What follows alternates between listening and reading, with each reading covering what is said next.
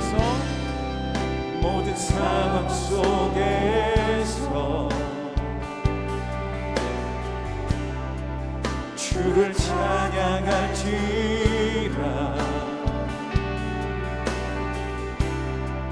주는 너의 큰 삶을 큰 도움이시라.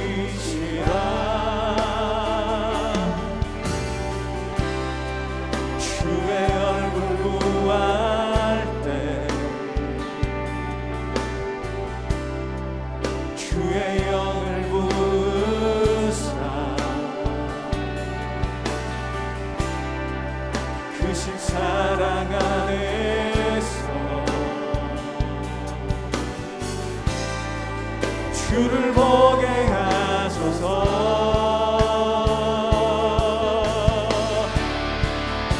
내 영혼이 확정되고 영혼이 확정되고 확정되었사오니 믿음에 눈들어 주를 바라봅니다. 내 영혼이 확정되고 확정되었사오니 믿음에 눈들어 주를 바라봅니다. 여호와께 감사하고 그의 이름을 불러 아뢰며 그가 하는 일을 만민 중에 알게 할지어다. 그에게 노래하며 그를 찬양하며 그의 모든 기이한 일들을 말할지어다. 그의 거룩한 이름을 자랑하라. 여호와를 구하는 자들은 마음이 즐거울지로다. 여호와와 그의 능력을 구할지어다. 그의 얼굴을 항상 구할지어다. 그의 종 아브라함의 후손 곧 택하신 야곱의 자손 너희는 그가 행하신 기적과 그의 이적과 그의 입의 판단을 기억할지어다. 그는 여호와 우리 하나님이시라. 그의 판단이 온 땅에 있도다. 그는 그의 언약 곧 천대에 걸쳐 명령하신 말씀을 영원히 기억하셨으니 이것은 아브라함과 맺은 언약이고 이삭에게 하신 맹세이며 야곱에게 세우신 율례 곧 이스라엘에게 하신 영원한 언약이라. 이르시기를 내가 가나안 땅을 내게 주어 너희에게 할당된 소유가 되게 하리라 하셨도다. 오늘의 본문 앞장인 시편 104편은 천지를 창조하시고 그의 섭리로 세상을 아름답게 보존하시는 하나님을 찬양합니다. 하나님의 창조와 그 섭리는 인간의 이해의 영역을 뛰어넘습니다. 시편 104편 초반은 우리가 알지 못하는 땅의 기초를 놓으실 때의 일이 기록되어 있고 후반부는 우리가 알고 있는 모든 자연의 현상들이 표현되어 있는데요.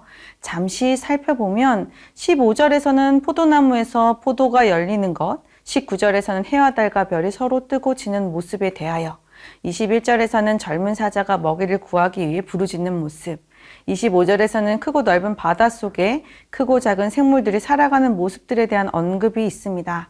이렇게 겉으로 드러나 보이는 자연의 현상은 우리에게 특이하거나 특별해 보이지는 않습니다. 그런데 104편은 이 현상 이면에 존재하는 피조물과 하나님과의 소통의 관계를 우리에게 소개하고 있습니다.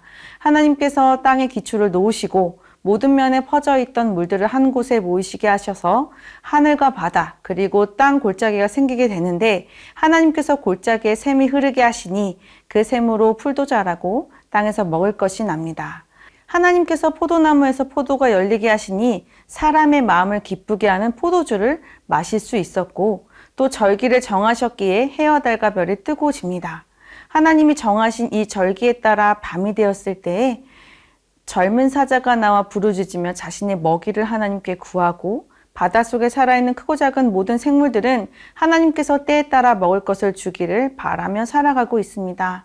이 세상에 존재하는 모든 피조물들이 겉으로 보기에는 저절로 스스로 자신의 삶을 그 기능을 이루어가는 것 같지만 그렇지 않습니다. 하나님께서 모든 것을 존재하게 하셨고 자라게 하시고 운행하게 하시고 살아가게 하십니다.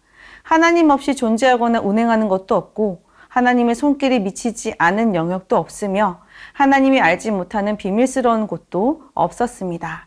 사람의 눈에 선명하게 보이지 않을 뿐 분명히 존재하고 실행되어지고 있었습니다. 피조물의 존재의 방식은 생존과 기능이었습니다. 그들은 생존과 기능을 다함으로 하나님의 능력과 그분의 다스리심을 보여주고 있었습니다. 먹게 하시니 먹고, 살게 하시니 살아가고, 운행하라 하시니 그 기능을 다하며 살아갑니다. 그렇다면 사람은 어떨까요? 오늘 본문 1절에서 6절은 하나님을 찬양하라는 명령, 7절에서 11절은 아브라함의 언약에 대한 소개입니다. 1절에서 6절 사용된 동사들은 모두 2인칭 복수 명령어입니다. 너희는 무엇 하라. 먼저 1절에서 4절에 나타난 명령어들을 살펴보면 감사하라, 알게 하라, 노래하라, 찬양하라, 말하라, 찬양하라, 자랑하라, 구하라, 찾으라가 있습니다. 피조물은 생존과 기능으로 하나님과 그의 다스리심을 표현했다면 사람은 하나님을 높이고 찬양하고 자랑하고 추구하면서 하나님과 그의 다스리심을 표현합니다. 사실 이 명령어는 질서를 위해서 규칙 안에서 주어지는 경우가 많아요. 그런데 오늘 본문에 사용된 동사들은 규칙 안에 두어야 할 행동에 관한 것이 아니라 마음에 관한 것이어서 다소 생소합니다. 우리는 말과 행동, 심지어 얼굴의 표정까지도 외부의 명령에 의해서 제한받을 수는 있어요. 상냥하고 깍듯한 태도를 요구하는 상황을 만날 때가 덜어 있죠. 그런데 좋아해야 해, 기뻐해야 한다, 감격해야 해, 평상시 이런 명령을 하는 경우도 거의 없고 받아본 적도 드문 것 같습니다. 왜냐하면 내 마음속 고유한 부분은 나의 것이기 때문입니다. 그런데 오늘 시편의 기자는 내 마음속 고유한 것으로 하나님에 대해 느끼고 표현할 것을 명령하고 있습니다. 피조물은 생존과 기능으로 하나님의 능력과 그의 다스리심을 드러냅니다. 사람은 생존과 기능보다 더 나아간 단계, 마음속 고유한 것으로 표현하여 하나님과 그의 다스리심을 드러냅니다. 우리의 진심에 진짜를 담아 반응하는 것이죠. 마음속 고유한 것을 하나님께 닿게 한다는 것은 하나님과의 관계를 형성하고 친밀한 관계를 맺는 것입니다. 우리의 존재의 이유가 바로 여기 있습니다. 앞으로 살펴볼 각각의 표현들은 하나님과의 친밀한 관계를 가진 자들이 표현하고 드러내는 현상들입니다. 생존과 기능이 아닌 자신의 고유한 마음을 담아 표현하는 것이죠. 이 표현들을 살펴보면서 우리 존재 이유의 모습을 보여주는 구체적인 것들이 어떤 것인지를 좀 살펴보기를 원합니다. 1절은 여호와께 감사하고 그의 이름을 부르고 그 행하신 일들을 만민 중에서 알게 하라고 명령합니다. 감사하라는 명령은 배고편을 열어주는 첫 명령어인데요. 구약에서 감사를 의미하는 보편적인 단어는 찬양하다, 고백하다라는 동사에서 파생되었습니다. 뒤에 따라오는 명령어들이 감사와 관련된 단어들인 것이죠. 그렇기에 이 감사는 모든 명령어를 대표하고 있습니다. 사전에서 감사의 의미를 찾아봤습니다. 감사의 감은 마음이 동하다, 감격하다 라는 뜻을 담고 있고 사는 살해하다, 갚다, 보답하다 라는 뜻을 담고 있습니다. 감사는 넘치게 받은 그 무엇에 대하여 마음의 전적인 동의를 담고 있는 단어였습니다. 여호와께 감사하라. 하나님께 감사하는 우리가 되기를 원합니다. 이렇게 감사의 마음을 가진 자에게서 나오는 현상은 감사를 일으키는 대상을 높이고 찬양하고 선포하고 그가 한 일들을 전하고 알게 하는 것이었습니다. 특히 1절에 그의 행하신 일이 2절에서는 그분의 기이한 일들로 확장되었습니다. 시편 104편에서 창조하시고 다스리시는 그분의 섭리를 경험한 피조물들이 생존을 이어가고 자신의 기능을 다함으로 그러한 하나님을 표현하고 드러냈다면 사람은 하나님이 하신 일에 대하여 감사하고 찬양하고 기이한 일을 사람들에게 알게 하면서 하나님을 표현하고 드러냅니다. 알게 하라에서 사용된 단어의 기본적 의미는 관찰하고 깨닫고 발견하고 인식하고 이해한다는 측면을 고루 포함하고 있습니다. 하나님에 대해서 스스로 압도되어 그의 사역에 대해 깊이 생각하고 말하는 행위로 하나님을 표현합니다. 관찰, 깨달음, 발견, 인식, 이해, 압도, 깊이 생각함, 이 모든 의미는 우리의 전인적인 에너지와 관심을 오로지 하나에 집중하여 그 대상을 알아가고 느끼는 것을 표현해 줍니다. 하나님은 진짜 크신 분입니다. 그러나 우리는 작은 그릇과도 같죠. 작은 그릇에 하나님을 다 담아낼 수는 없을 거예요. 한 번에 알아볼 수도 없을 것이고 모르고 지나가는 경우도 있을 것입니다. 잘 이해되지 않는 때도 있습니다. 그래서 어떤 때는 하나님이 나의 삶에 관여하지 않는 것처럼 보일 때도 있고 다스리심의 손길이 느껴지지 않을 때도 있어요. 그러나 우리가 그 깊은 다스림의 뜻을 모를 뿐 분명 존재합니다. 그런 하나님의 다스리심을 알아가고 전하고 자랑하면서 여호와를 구하는 자들의 마음에 즐거움이 있을 것이다 라고 시편 기자는 말하고 있습니다. 그의 모든 기이한 일들을 말할지어다. 그의 거룩한 이름을 자랑하라. 여호와를 구하는 자들은 마음이 즐거울지로다. 하나님이 나에게 행하신 기이한 일을 깨닫고 하나님을 구하여 얻는 기쁨을 누리는 우리가 되었으면 좋겠습니다. 그것이 하나님 백성의 존재의 이유입니다. 4절은 여호와의 능력을 구하고 얼굴을 찾으라라는 표현이 있어요. 개역개정은 구하라라고 번역했는데요. 원문에서는 구하고 찾으라라는 표현으로 되어 있습니다. 두 동사는 같은 의미입니다. 추구하라는 것이죠. 진리를 탐구하듯이 잃은 것을 찾기 위해 수색하듯이 적극적인 행위를 하라는 뜻이 포함되어 있습니다. 하나님의 능력과 얼굴을 항상 구하는 것은 어떤 인상을 줍니까? 내가 하나님과의 친밀한 관계를 한 틈도 놓치지 않고 모든 영역에서 누리고 싶다. 친밀함에 대한 욕구가 넘쳐나는 모습이죠. 우리에게는 하나님의 능력이 필요할 때가 있습니다. 우리에게도 생존과 기능이 필요하죠. 생존과 모든 삶의 기능을 책임져 주시는 하나님의 능력을 구하고 하나님의 얼굴을 날마다 찾으면서 인격적인 친밀한 교제를 나누며 살아가는 삶입니다. 이 역시 자발적인 하나님을 향한 적극적인 반응과 이 방향을 요구하고 있습니다. 여호와와 그의 능력을 구할지어다. 그의 얼굴을 항상 구할지어다. 주님과 가깝고 친밀한 인격적인 관계를 맺고 살아가는 성도님들 되시기를 소망합니다. 이제 마지막으로 표현된 단어를 살펴보길 원하는데요. 5절에서 6절입니다. 그의 종 아브라함의 후손 곧 택하신 야곱의 자손 너희는 그가 행하신 기적과 그의 이적과 그의 입의 판단을 기억할지어다. 1절에서 4절까지에서는 이 2인칭 복수 명령형이 사용되었는데 그 대상이 공개되지가 않았어요. 그런데 이제 5, 6절에서 공개됩니다. 아브라함의 후손 택하신 야곱의 자손 너희는. 지금 야곱의 자손과 하나님과의 관계는 어떻게 시작되었나요?